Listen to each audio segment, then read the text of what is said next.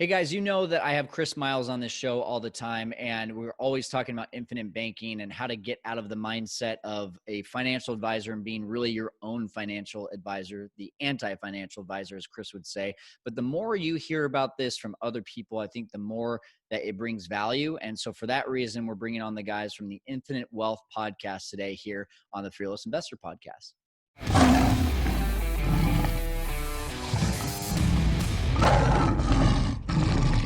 Hey, welcome into the Fearless Investor Podcast. You're listening to me, Kyle Stanley, and we are getting started here with the new year with some ideas of how to be using your money better in 2021.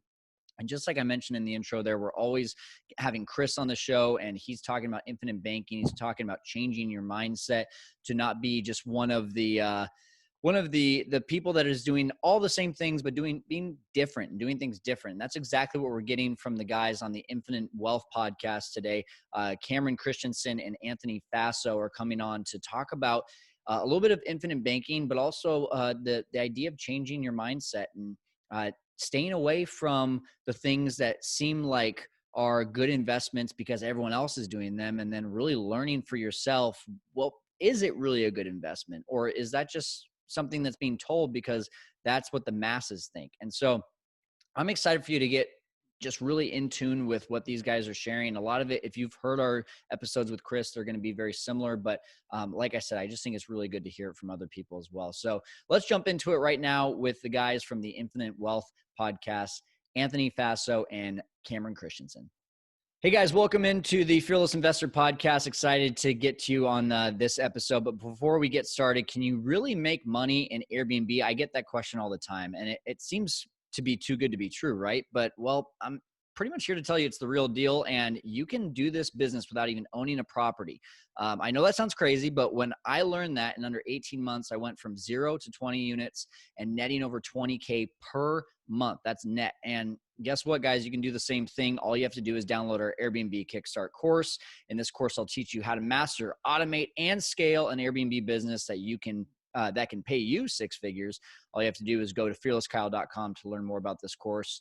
So download that course and get started in conquering the world of Airbnb right there on fearlesskyle.com. So guys, I'm really excited today to have to the show Cameron Christensen and Anthony Faso from the Infinite Wealth podcast.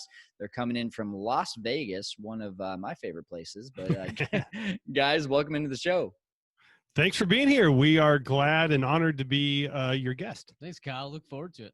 All right, guys. So just excited to talk to you today and have you talk to our audience about a lot of different facets of investing. But before we get started, what is maybe a quick little story from you guys of your most interesting or weirdest investing story?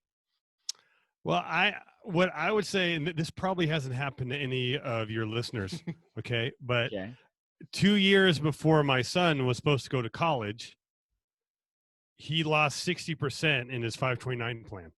Oh, gosh. You know, that's a shock. The good news is my daughter, who was 6 years younger, only lost 50%. So that's kind of that's when I learned, hey, something ain't right. Yeah. You know, I need to be more in control of my finances and where I put my money. Yeah. I like that story, especially because I know plenty of, I'm using quotes, financial advisors that tell you 529s are a great idea. I stay clear of them, just like how you learned the hard way. I'm glad I don't have kids yet that have 529s already invested in them. But Cameron, how about yourself, man? Yeah, mine would be a lesson learned as well. Man, if you go back years ago, I actually bought a bunch of raw land when prices were going crazy back in the day, and I paid about $40,000 for it. And today, I think it's probably worth about $5 or $6 grand. Oh, so, exactly. So for me, that was a lesson learned on buying for appreciation as opposed to cash flow. Yeah. And so what we talk about all the time is that there's a big difference, right? Is appreciation, we don't have too much control, but on cash flow, right, we've got a whole lot more control on that. So lesson learned from myself.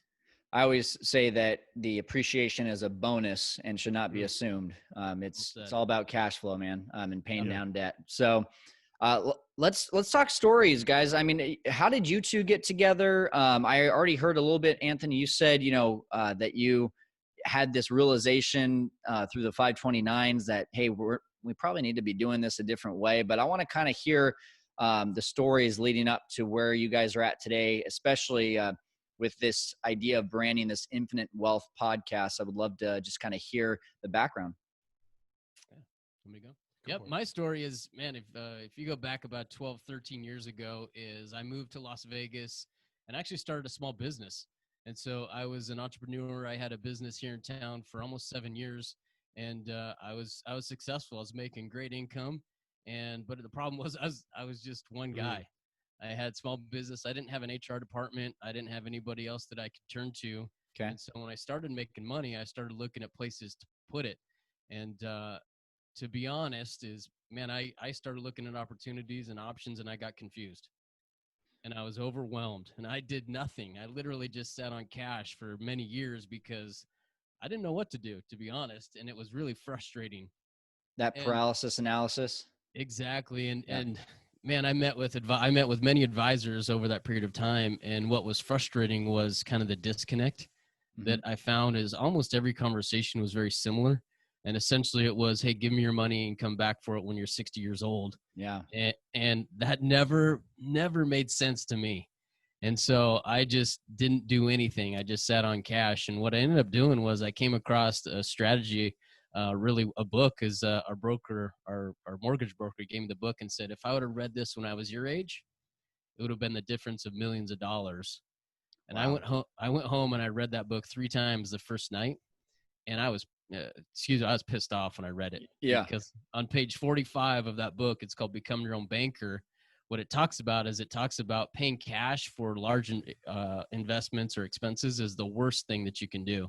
Yep. And so he goes in and he shows you how to actually create cash from those, how to build wealth by making large purchases over your lifetime. And so that was kind of the fundamental piece that really got me started and started digging into kind of the financial services industries. And I started to realize that there's a lot of mistruths that are out there.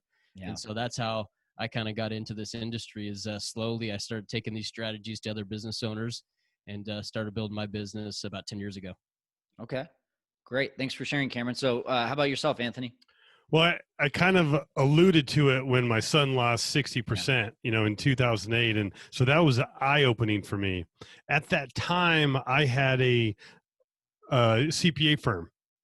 And that's when I not only did I get punched in the gut, but I saw so many people get punched in the gut. Like Anthony, I did everything I was supposed to do. I maxed out my 401k. I stayed out of debt. I paid off my house, right? And now my 401k is a 201k. And my house has lost 50% of the value. Yeah. Right. And I knew is like, they're doing the same thing I'm doing. Yep. Right. And I started looking back, you know what, there's a crash, or Wall Street likes to say correction, about every 10 years. Yep. But 2008, 2000, there was in 90, 80, 70, it's a little odd that we haven't had one now, but right. I believe the longer they delay this, the bigger the correction is going to be. But so I went looking for alternatives. Okay. Typical financial planning was not going to get me where I wanted to go. But I noticed some of my clients didn't get punched in the gut. In fact, they took advantage of this opportunity. They were the ones buying your neighbor's house for 50 cents on the dollar. Right. They weren't maxing out their 401k. They weren't paying down their house. So I started meeting with them. What are you guys doing? And more importantly, what is your mindset?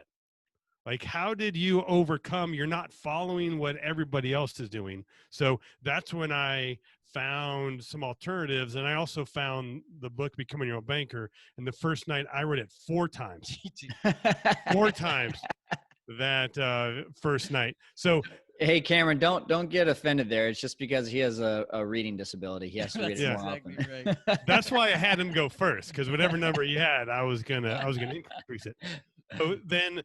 So Cameron, I started practicing this myself. Okay. Infinite banking concept. And my clients were like, "What are you doing? I don't trust Wall Street." I'm like, "Here's what I'm doing. Yeah. And then I eventually turned that into a business or a practice. So I sold my firm, and we've been doing, infinite banking for the last 11 years. And when I got into this, and I would encourage everybody, you want to find a mentor, Yeah. to learn. And then ideally you want to find somebody to mentor.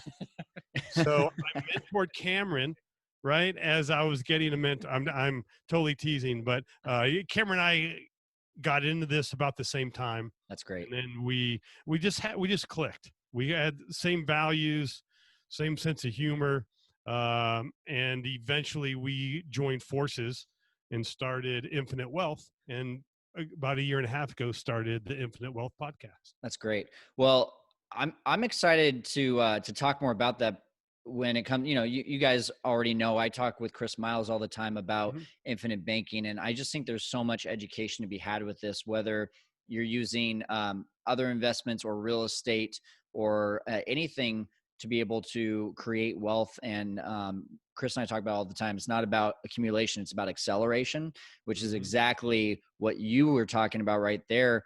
Both of you were talking about when you say, paying things off right now versus in the long term. There's so much more that you can accelerate rather than accumulate when you're not paying things down right away. So Anthony, I got a question for you. When you went to these people that were successful and you asked them what was their mindset, what was the common answer you were getting out of them? What it was is find out for yourself.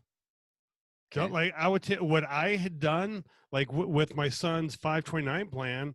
This is what my financial planner told me to do, so I followed. You know what he also told me is that it was going to be one of those like age rated plans, so it would get more and more conservative. Okay. The closer he got to maturity or he got to college. And then I was like, well, then how did my 16-year-old lose 60% and my 10-year-old lost 50? If anything, he should have been more conservative. And he's like, oh, we forgot to check that box. So then I realized, you know what, I need to take a more active role. Yep. And so what I've learned, if somebody tells you something, don't take their word for it. Yeah. Do your own research. It's great. Okay. So you went out, started doing your own research. You found out about this idea of infinite banking. This is, you said 10, 11 years ago. Is that right? Yeah. Okay. So what has changed in your life and in your mindsets over the last 10, 11 years, just in learning about this strategy? I mean, a lot, right? I don't know. We don't have enough time to go into it all, but I will tell you a few things. Is not being tied to the market has given me some relief, knowing that my money is going to be there. And now that it's not tied up in my IRA or 401k, like I have the use for it. Yep. So I've used my policy when both of my kids have had some high medical bills. So I've used it to pay for that. That's where we start. Now we're investing in single family homes. We're flipping raw land. We're doing all that through the policy. And probably one of my favorite pieces is being able to teach the next generation. Like we talk about our legacy cannot just be dollars. It also needs to be sense, as in like knowledge and common sense. Right. So now that my kids are older, like my daughter, for example, she used her policy to finance her school. And now that she has some extra cash value in there, she's investing in flipping land, but also her and I are going in halvesies on a rental property. That's awesome. So what we're doing, and you know what, the numbers really are not that important. Or at least for me, the importance is I'm setting up my kids to learn to not make the same mistakes that I did. So we're teaching them how to use their policy, how to create some passive income. I mean, imagine if we learned, Kyle, if you learned some of these things when you were 22 like right out of college.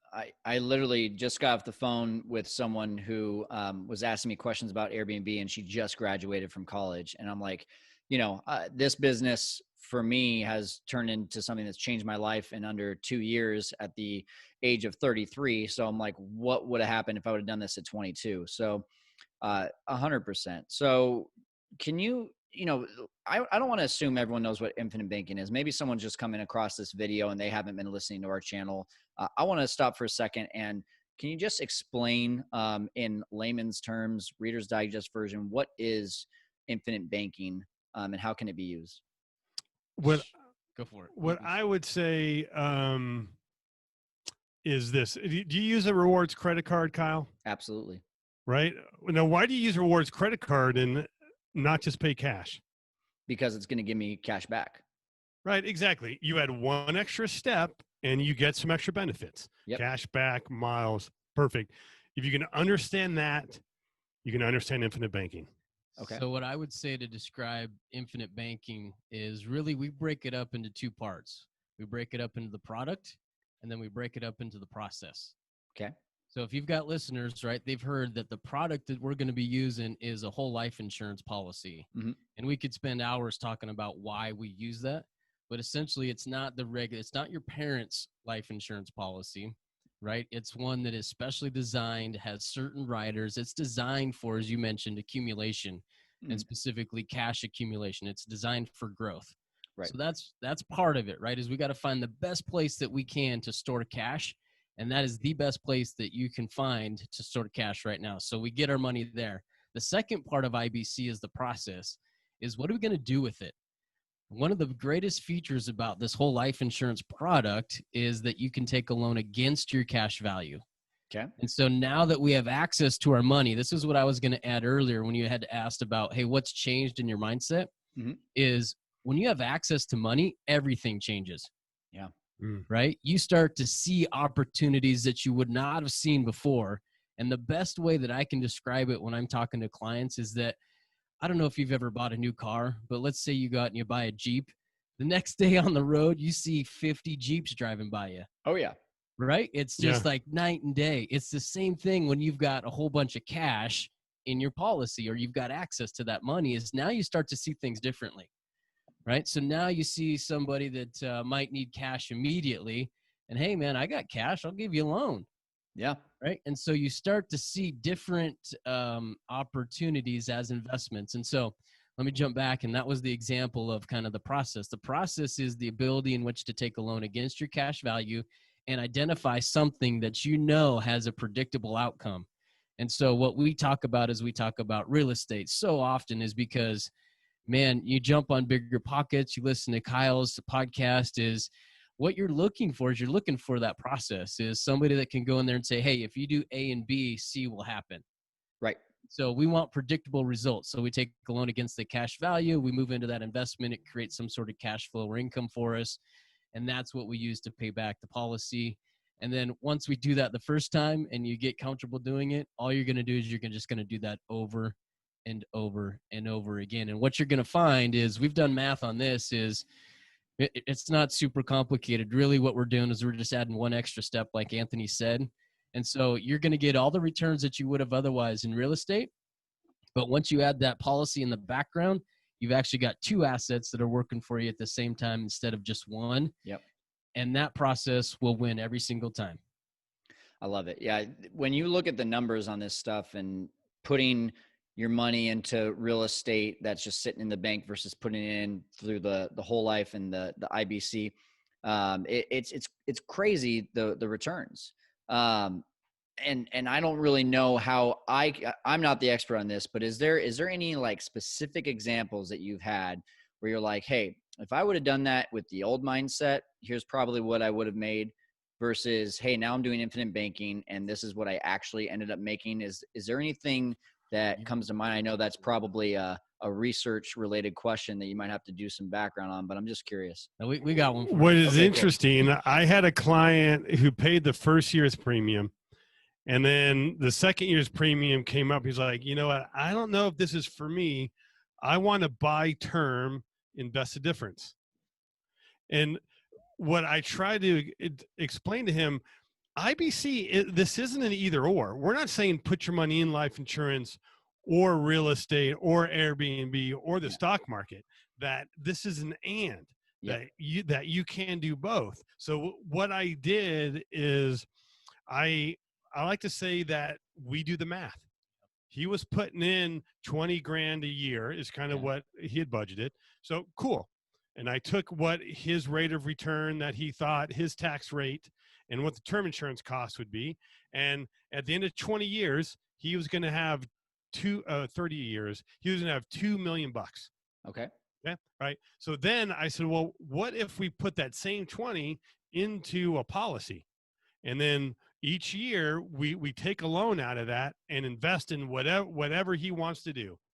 And we are going to have, there is going to be some interest costs, right? Mm-hmm. But now we don't have the term cost.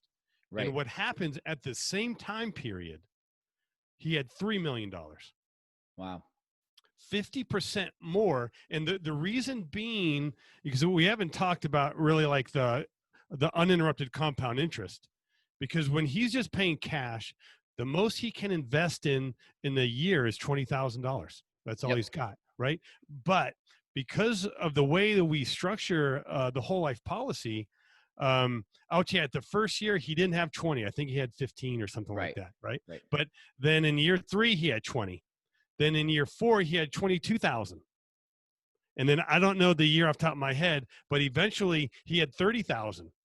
And then towards the end, he had $50,000. And the reason because he had that extra money each year is because his policy is continuing to compound, even though he's using it. So he can use those compounding dollars to invest more the next year.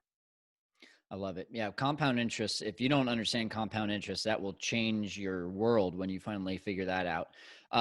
So what about you guys personally? What are you, it sounds like, I heard some medical bills. I heard college. I heard some real estate, some raw land. Is there anything else that you guys are doing personally with these accounts that you have? Yeah, I'll jump in there. Anthony and I jumped into this business venture a year and a half ago. And so one of the biggest investments that I've made recently is back into this business, is to get this thing up and going. I stepped away from my old firm. And when you do that, there's an income change, right? And so just from an entrepreneur's perspective is, man, I've got a whole bunch of money in my policies and I need to invest into a new venture. Boom, that's where I'm going, right? Take a loan for my policies, invest it into this business venture. When it comes up and going, then I just repay the loans back. So, that's a great example. We have a hierarchy. I won't go into the total hierarchy, but, that's one of the best places that we tell clients is that you can make an investment is into developing your own skill set and then turning that into a business. And I would put money on me any day of the week. Over the last 10 years, I've been making those investments into developing this skill set. And so I'll do that all day long. Okay. I mean, there's infinite ways to use this, right? This is why Nelson calls it infinite banking. So I've also used it to pay off a car loan. Okay. Like at the beginning, I was like, I'm not sure if this works. So let me put my toe in the water, right? And I took the money and I paid off my car note. Instead of paying Ford Credit, I paid the Faso Family Bank, right? Okay. So as I felt more comfortable with it, I mean, I've used it for vacations, improve the house, and this definitely works for what we would call liabilities, right, or expenses. Mm-hmm. But it's a heck of a lot more fun when we do it for assets. This works really great with any cash flowing asset, real estate, investing in Airbnb. I have loaned money with my cash value. And here's one thing that's interesting. I bought somebody else's policy with my policy. Okay. Yeah. Explain that. Well, I don't know if we should. Well, let's just say that this is possible. Okay. I had a client who had some financial issues. I mean, the mother, they had to move to Jersey, which obviously, if you're moving to Jersey, like something's wrong, right? Right. No, I'm just teasing. Sorry, but he was in a financial crunch. right? And he had borrowed out all of his money. And he's like, Anthony, the premium's 15 grand and I can't pay it. Really, he didn't want to pay it. And I tried to talk him into it. He's like, no, I can't. I'm like, okay, here's the options. Because of your loans, your net cash value is $1,500. We can cancel this policy and they'll cut your check for $1,500. Okay. Or an investor will give you $2,500 for it. Okay.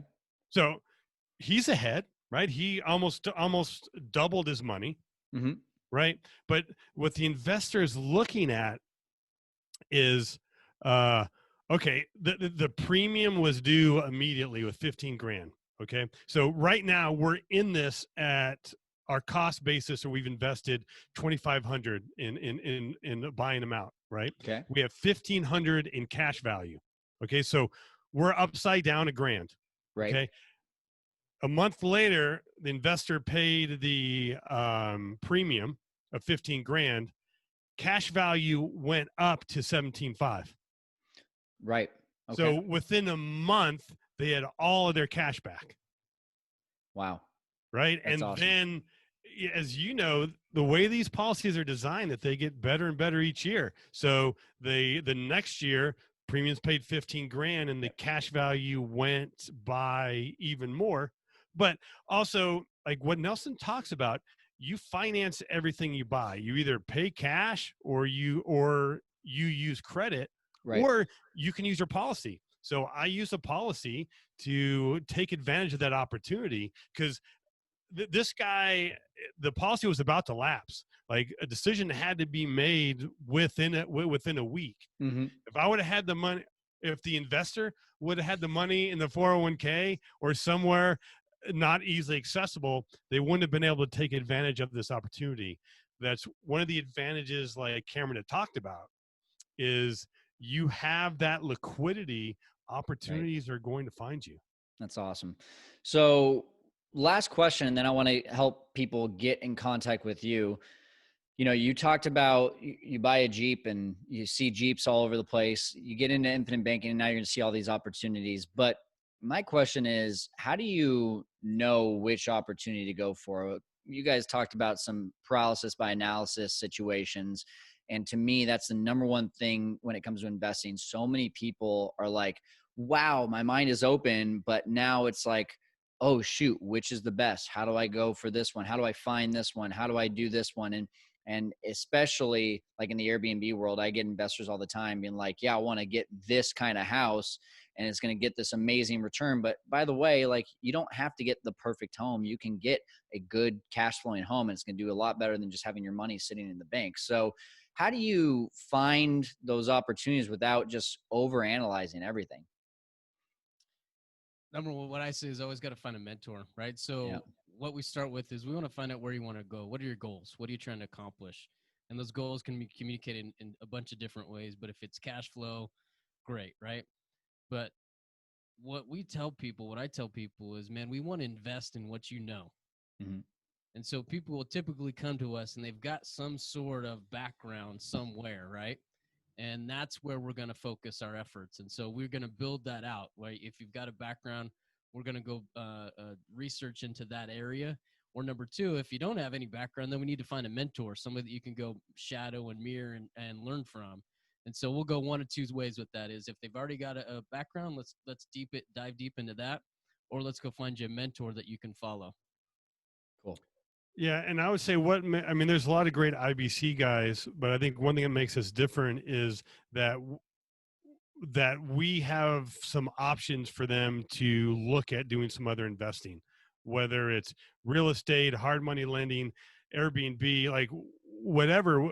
There's a lot of things to invest. And one thing our clients get is, man, there's so many cool things. I don't know where to start.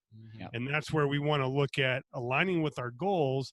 And what we tell people is pick one or two and get it. Like if you want to get into some passive income, Airbnb, and then there's a single family, there's all these other things. Well, pick one, start doing Airbnb, become an expert and become educated in that. Yeah. Then once you've mastered that, then look at mastering another. So I think we should narrow down and focus on one or two before we start doing 3 or 4. Yep. Anthony, take the words right out of my mouth. I tell that to everyone. You want to get involved in real estate. There's wholesaling, there's subject to, there's flipping, there's Airbnb. Pick one, figure it out, automate it, scale it, and then move on to the next. That's awesome. So, guys, how can our audience get in contact with you, and how are you helping them as well? Yeah, they can find us at infinitewealthconsultants.com. And if it's all right with Anthony, is man, we'd like to make your listeners a special offer. Is we've got a course that we have. It's usually reserved just for clients, and if anybody else wants it, we typically charge $500 for access to it. But as a thank you for having us on, we'd love to extend a kind of a free invitation to them. So what we'll do is we'll get that link over to you, Kyle, and your listeners can click on that, and that'll give them free access to our online course. And what's on that course, so there's going to be some basic understanding of how infinite banking works, but also we have some case studies on how it works buying a cash flowing asset in cash versus buying it through a policy. And then my second favorite video is, should I get a 15 or 30-year mortgage? And what I like about that video, I actually learned a lot from it, more than I expected. And it wasn't just, should I get a 15 or a 30, but I think the way we did the math, it shows like the value of looking at opportunity costs. We only have so much money, so we need to make sure that we are deploying it well. And I think that kind of really goes all the examples of not only the net worth or the balance, but also what about saving in taxes? What about what about what if you're a job loss, right? And you can't make that mortgage payment. So there could be some advantages. So we talk about the tangibles in the math, but we also talk about the intangibles. That's great. Well, hey, that's a no-brainer, guys. Go check out the course. We're going to have it in the show notes, so stay tuned to figure out what the link to the show notes are going to be, and we'll have that link there. But go check out the Infinite Wealth podcast. And guys, thanks so much, Anthony, Cameron. Thank you for helping our audience to conquer the world of investing today. All right, check out the show notes to get that free course, fearlesskyle.com/infinite wealth podcast. Our link is going to be right there, and you can go ahead and check that out and get it for free. Usually $500, get it for free. Do things differently. That's what I take away from this podcast. Don't be like the masses. Do it your way by learning from other people that are doing it the right way. Hopefully that's what you learned. Hopefully you learned a little bit more as well. Thanks for joining us here on the Fearless Investor Podcast, where we're helping you to conquer the world of investing.